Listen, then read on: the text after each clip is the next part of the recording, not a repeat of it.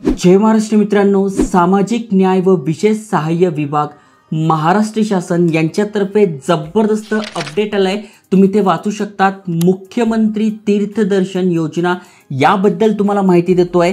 जबरदस्त योजना असणार आहे ज्येष्ठ नागरिकांसाठी, ज्यामध्ये इथे वाचू शकतात महाराष्ट्र राज्यातील सर्व धर्मियांमधील 60 वर्ष वय व त्यावरील ज्येष्ठ नागरिकांना तीर्थदर्शनाच्या यात्रेची मोफत संधी देण्यासाठी मुख्यमंत्री तीर्थदर्शन योजना राबवण्याबाबत मान्यता देण्यात आलेली आहे। आणि खासियत याची अशी की भरपूर सारे तीर्थक्षेत्र आहे। जस्ट तुम्ही खाली स्क्रोल केल्यानंतर इथे बघू शकताय कुठल्या कुठल्या तीर्थस्थळांना तुम्ही मोफत दर्शन घेऊ शकताय। जसं बघा, वैष्णोदेवी झालं म्हणजे जम्मू काश्मीर पासून, मग पंजाब झालं, दिल्ली झालं, उत्तराखंड झालं, उत्तर प्रदेश झालं, ओरिसा झालं, बिहार, राजस्थान, गुजरात, मध्य प्रदेश, कर्नाटकमध्ये भरपूर सारे ठिकाणं आहे, आंध्र प्रदेश, तामिळनाडू, केरळ, गुजरात, उत्तर प्रदेश, बिहार, राजस्थान, मध्य प्रदेशमधले बघा उज्जैन वगैरे हे पण ठिकाणं आहे।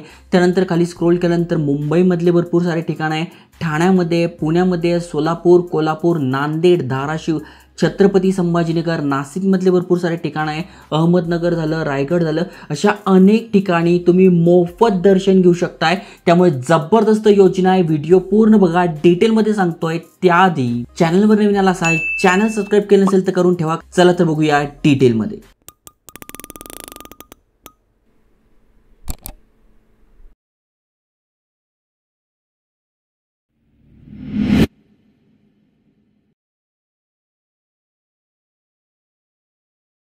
तर मित्रांनो, प्रस्तावना मी थोडक्यात तुम्हाला समजून सांगितलीच आहे। शासन निर्णय पण तुम्हाला समजला आहे। म्हणजे थोडक्यात तुमचं जे वय आहे ते 60 किंवा त्यापेक्षा जास्त आहे, तर तुम्ही याचा फायदा घेऊ शकता, या योजनेचा फायदा घेऊ शकता। या योजनेचं नाव आहे मुख्यमंत्री तीर्थदर्शन योजना। ओके, आता नेमका यामध्ये काय काय लाभ मिळणार आहे, जसं मी तुम्हाला ती लिस्ट वाचून दाखवली। अ व ब म्हणजे जम्मू काश्मीर पासून महाराष्ट्रपर्यंत सगळ्या ठिकाणचे जे पण तीर्थक्षेत्र आहे त्यासाठी तुम्ही भेट देऊ शकता। यासाठी किती मिळणार आहे तर प्रति व्यक्ती, तुम्ही ते बघा, प्रति व्यक्ती किती मिळणार आहे, 30,000 रुपये मिळणार आहे। यामध्ये प्रत्यक्ष प्रवास, भोजन, निवास व इत्यादी सर्व बाबींचा समावेश असेल। त्यामुळे ही एक चांगली योजना आहे। अनेक ज्येष्ठ नागरिक आहे ज्यांना वेगवेगळ्या ठिकाणी भेट द्यायची असते, पण पैशांच्या अभावी ते देऊ शकत नसेल, तर नक्की तुम्ही या संधीचा फायदा घेतला पाहिजे। ओके, मग यासाठी कोण कोण लाभार्थी असणार आहे ते मी तुम्हाला सांगतो। जसं की बघू शकता, लाभार्थी हा महाराष्ट्र राज्याचा रहिवासी असणे आवश्यक आहे। म्हणजे थोडक्यात तुम्ही महाराष्ट्राचे रहिवासी पाहिजे। त्यानंतर तुमचं वय 60 किंवा त्यापेक्षा जास्त पाहिजे आणि तुमचे जे फॅमिलीचं वार्षिक उत्पन्न आहे ते 2.5 लाखांपेक्षा जास्त नसावे। हे 3 महत्त्वाच्या टर्म्स आहे। म्हणजे थोडक्यात काय, महाराष्ट्राचे रहिवासी, 60 पेक्षा जास्त वय आणि तुमचं वार्षिक उत्पन्न हे 2.5 लाखांपेक्षा कमी असेल, बिनधास्त तुम्ही या योजनेचा फायदा घेऊ शकताय। अजून काही महत्त्वाच्या गोष्टी आहेत त्या समजून घ्या। थोडक्यात तुमच्या कुटुंबामध्ये कोणी आयकर म्हणजे ITR भरतंय, इन्कम टॅक्स भरतंय, तर तो इथे अपात्र असेल।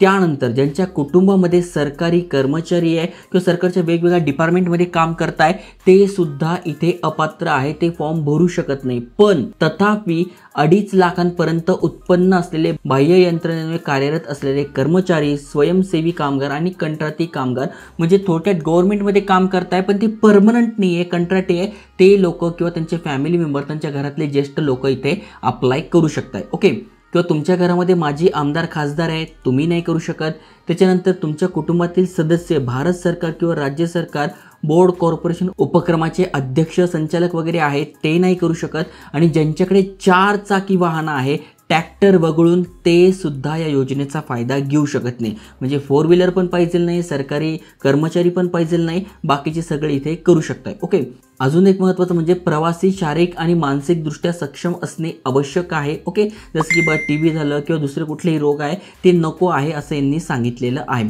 अर्जासोबत ज्येष्ठ नागरिकाला सरकारी वैद्य अधिकाऱ्याने पूर्ण आरोग्य तपासणी केल्यानंतर तो व्यक्ती शारीरिकदृष्ट्या निरोगी आहे याचं तुम्हाला प्रमाणपत्र सादर करावं लागणार आहे। म्हणजे हेल्थ रिपोर्ट द्यावा लागणार आहे। आणि जेव्हा तुम्ही निघणार आहे, सध्या तुम्ही निघता आहे डिसेंबरमध्ये, समजा 15 डिसेंबरला निघता, तर 1 डिसेंबरचा ॲटलिस्ट तुमच्याकडे इथे आरोग्य दाखला पाहिजे आहे। म्हणजे 15 दिवसांपेक्षा तो जुना नको असं तुम्हाला करायचं। मग जेव्हा पण तुम्ही जाणार असाल त्याच्या 15 दिवसाआधी किंवा 10 दिवसाआधी तुम्हाला हा आरोग्य अधिकाऱ्याकडनं तपासणी करून तो दाखला घ्यायचा आहे। ओके, मागच्या वर्षी तुमचं इथे सिलेक्ट झालं होतं पण तुम्ही गेले नाही, तर तुम्हाला सुद्धा या योजनेचा फायदा घेता येणार नाही, कारण की मागच्या वर्षी सिलेक्शन होऊन सुद्धा तुम्ही गेले नव्हते, त्यामुळे तुमचं इथे सिलेक्शन होणार नाही. बाकी पात्रता वगैरे सगळी माहिती दिली आहे. आता त्याहीपेक्षा महत्त्वाची गोष्ट म्हणजे कोण कोण अप्लाय करू शकतं आणि अर्ज कसा करू शकतो आहे, डॉक्युमेंट कोणते लागणार. तर या योजनेचा लाभ घेण्यासाठी ऑनलाईन अर्ज करायचा आहे. कसा करायचा आहे? ऑनलाईन अर्ज करायचा आहे. त्याच्यानंतर लाभार्थ्याचे आधार कार्ड किंवा रेशन कार्ड असणं आवश्यक आहे.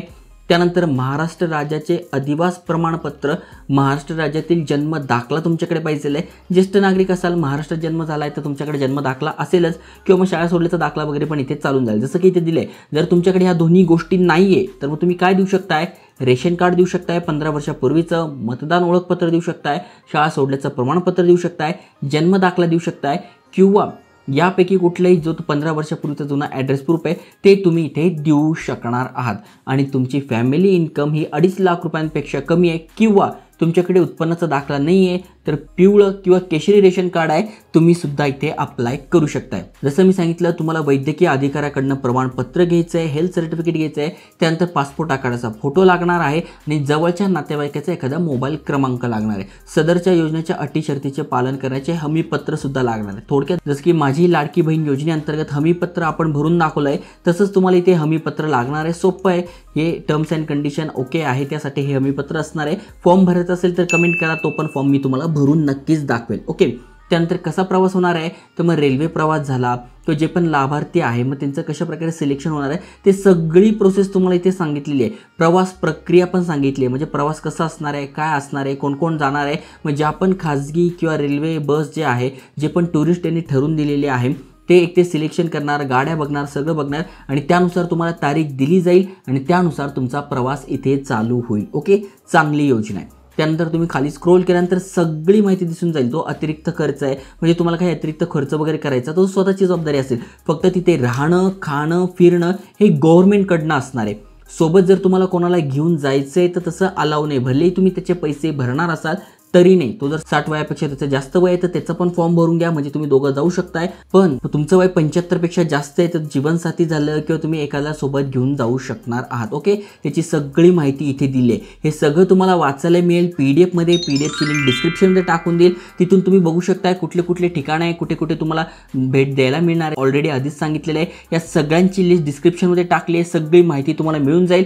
नक्की जर तुमचे कोणी सिनियर सिटीजन फॅमिली मेंबर्स असेल तर त्यांच्यासोबत शेअर करा आणि अशाच अपडेटसाठी चॅनल सबस्क्राईब करा. जय हिंद, जय महाराष्ट्र.